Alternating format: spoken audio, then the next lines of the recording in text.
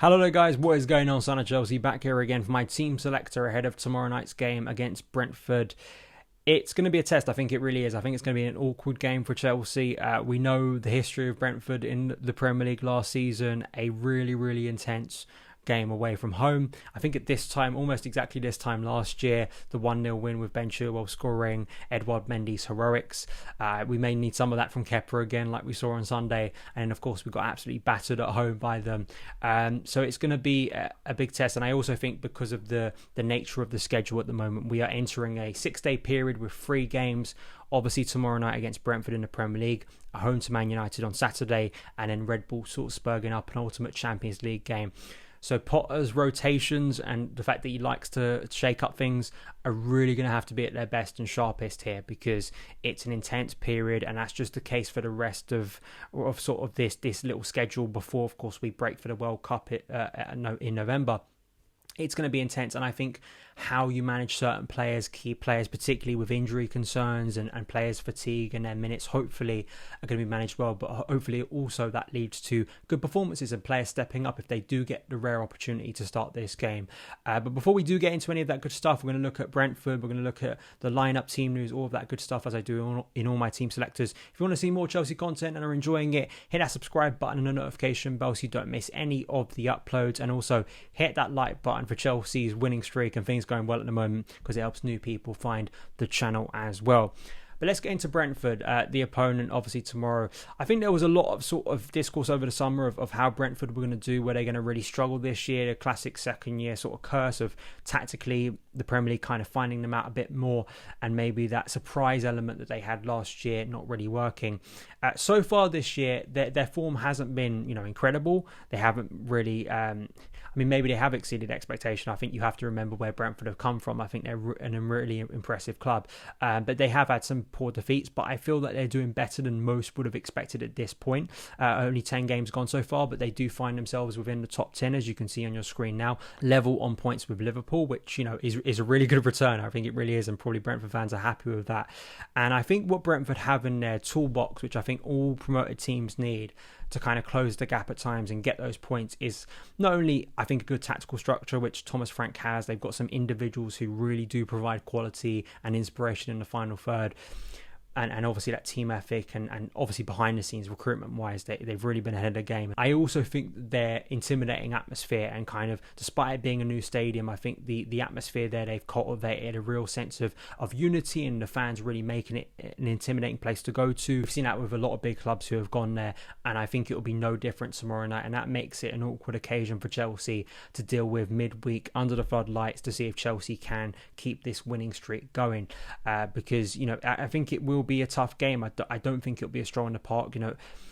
Brentford are a team that kind of enacts kind of old school Premier League methods. They're quite direct, they're quite physical. I think sometimes they do alter their game and maybe play a little bit more conservative against the bigger opposition. I don't think you can ever blame a team for doing that. I think they are quite smart in the way they press and knowing when to press, but I think counter-attacking wise in transition, they are one of the more dangerous teams. I mean, the way they dismantled Man United was just so impressive on set piece, in the way they pressed them at goal kicks and also the way they counter-attacked. I think Brian Mbeumo and Ivan Toney, and we will get to Toney, but I think that front two really does work in games when Brentford are on the back foot a bit. And I suspect, despite the fact that Frank played a 4-3-3 the last time against Brighton in the 2-0 win, I suspect it will go back to kind of the classic 3-5-2 for Brentford tomorrow to really stifle Chelsea, as they mainly did in both games last year, and in hope to spring sort of on the counter-attack, which Aston Villa got some joy with at the weekend. But we have to speak about Ivan Toney, who's doing so well so far.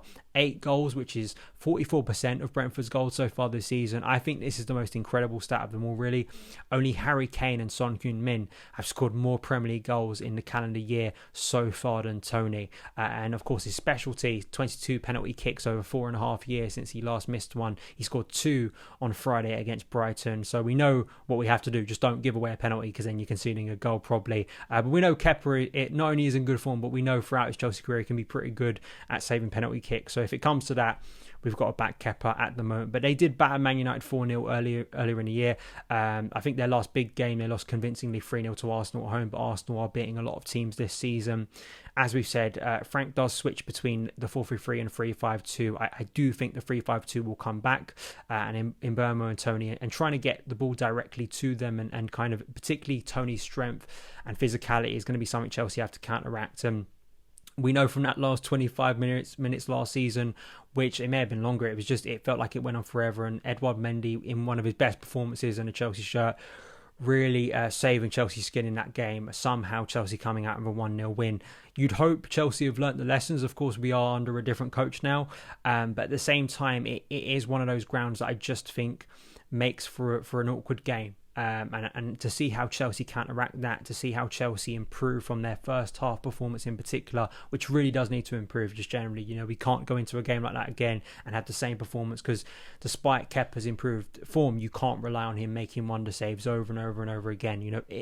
9 times out of 10, we concede in that game at least, or we drop points, so we need improvement in that aspect. Team news for Chelsea from Graham Potter's press conference earlier today. There was one concern, and I will get to this because it is kind of one of the players I'm looking to rest in this game, and that is Thiago Silva. Looking at Graham Potter, he did say on Sunday after the game that Silva did sort of suffer some tightness in his hamstring, and I was sort of a little bit concerned that maybe there was going to be some bad news today. He said he's fit and ready. There is kind of a concern over his recovery. I just think this is the game where you manage Silva's minutes and you take him out the firing line. Yes, it's going to be a physically imposing game, I think, from Brentford. It's going to be direct. There's going to be a lot of set-piece opportunities for them. That is where they're going to try and really hurt Chelsea. And I think really try to crowd the box and hurt Kepa, because that can be one of his fragilities, really, with his height. And of course, you need that defensive nous, you need that quality, you need that sort of inspiration that Silva so regularly brings. But it's something that every single Chelsea coach he's played under so far, Lampard and Tuchel before Potter, has had to deal with and had to sacrifice at times, knowing when to take Silva out the firing line. And I think this is the game to do it across a very intense 6-day period.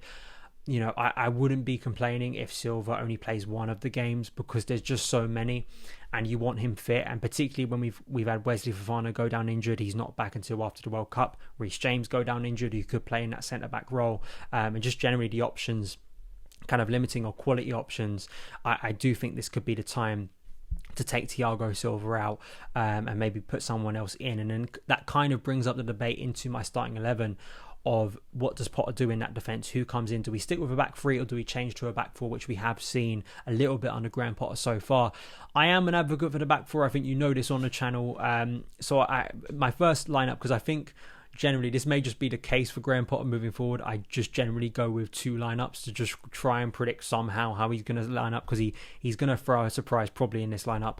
The 4-2-3-1, which we did see work really well against Wolves, wasn't it? And you see some of the players from that lineup start here. So the back four of Chilwell, who I think's had a better game, or at least I just feel more confident at the moment in Marc Cucurella.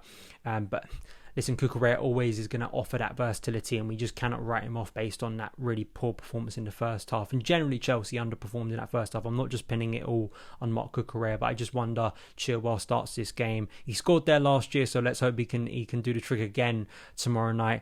Kalidou Koulibaly and Trevor Chalobah as the back two. Chalobah's playing really well at the moment, and Koulibaly, despite some shaky moments early on, I think has really come back into form now. That is a defence that is keeping clean sheets. And Cesar Azpilicueta playing as right back. Again, another player who can maybe venture forward into a wing back role, but also maybe slot into a back three. That's probably that versatility and flexibility that Graham Potter will like. And you can't blame Dave. I think since Potter's come in and the glimpses we've got of Dave, he looks a better player, or at least he looks like a player back into some sort of form that you can trust with him, with his experience. So hopefully that continues in what will be a difficult test. And dealing on the right side of the defence without Reece James is just an awkward problem to deal with. And to see how Potter counteracts that and deals with that problem is going to be really interesting in the coming weeks. In midfield, I think Jorginho and Loftus-Cheek will be my midfield too. I just don't think Kovacic impressed at the weekend, and Jorginho hopefully can bring a bit of control in the game. I expect Chelsea to dominate most of possession. Loftus-Cheek, I think, is one of Chelsea's best performers so far this season. Obviously, Mason Mount. Listen, another player like Silva that you're going to have to manage his minutes at some point.